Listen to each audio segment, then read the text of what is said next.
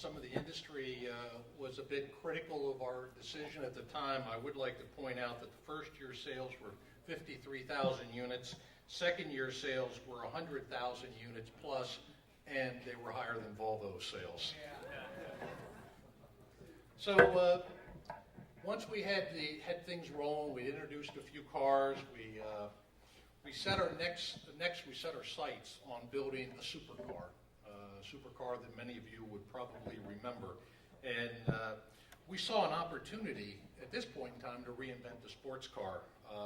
Prior to that, sports cars were thought to be high performance but unreliable, expensive to repair, quirky, and somehow quirky was supposed to be good.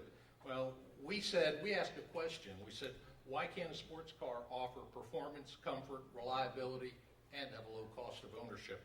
So with that, in 1990, the Acura NSX was born. And this vehicle featured first aluminum frame as well as a body, weighed under 400 pounds, body weight under 400 pounds, meaning gave better performance, better fuel economy. First use of a VTEC engine, variable valve timing. First engine with titanium connecting rods led to increased performance and durability.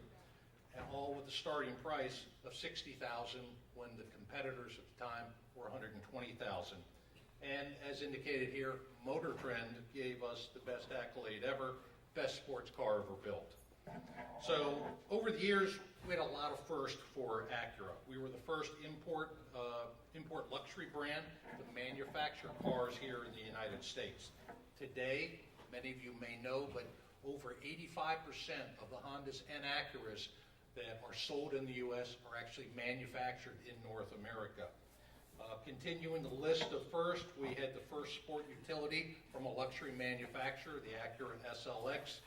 And then an iconic entry came after that. It was the next generation of SUV that we brought out, which was the original Acura MDX, and it was introed in the year 2000. And this vehicle was the first sport utility that was from us, that was designed, engineered, and manufactured in the U.S. And it was also the first sport utility in the industry to meet what we called the ultra-low emission vehicle standards that the government had at the time. So we also tended to, produce what we consider to be advanced luxury performance vehicles, and our racing efforts help define what our vehicles are all about. At Acura and at Honda, we take racing very seriously. You know, on an international scene, we're involved with Formula One. Here in the U.S., we've been involved with kart and now IndyCar racing for many years, and most recently, the American Le Mans Series. And in fact, our first year in American Le Mans was 2007. We placed first, second, and fourth at 12 hours of Sebring in Sebring, Florida. And you might say, well, a lot of people race. Well, we race because we learn. And we learn a lot, and we apply that to our vehicles. In fact, over the years, many of our brightest young engineers have been assigned to the Formula One program for what they learn and how fast they have to react, because we want that same type of decision-making in everyday business. Safety has also been a major concern of ours over the years. We were the first car manufacturer, or the first company to receive 5-star crash safety ratings in every vehicle in 2009. And then in 2010, Acura was named by Automotive Lease Guide as having the highest residual value of any luxury brand. What's it mean for you? Well, it means lower cost of ownership and better value at trade-in when you go to trade it in. And Acura was built on the idea of continuous improvement. It was that way 25 years ago, it's that way today. And that means that we never rest. Good is never good enough.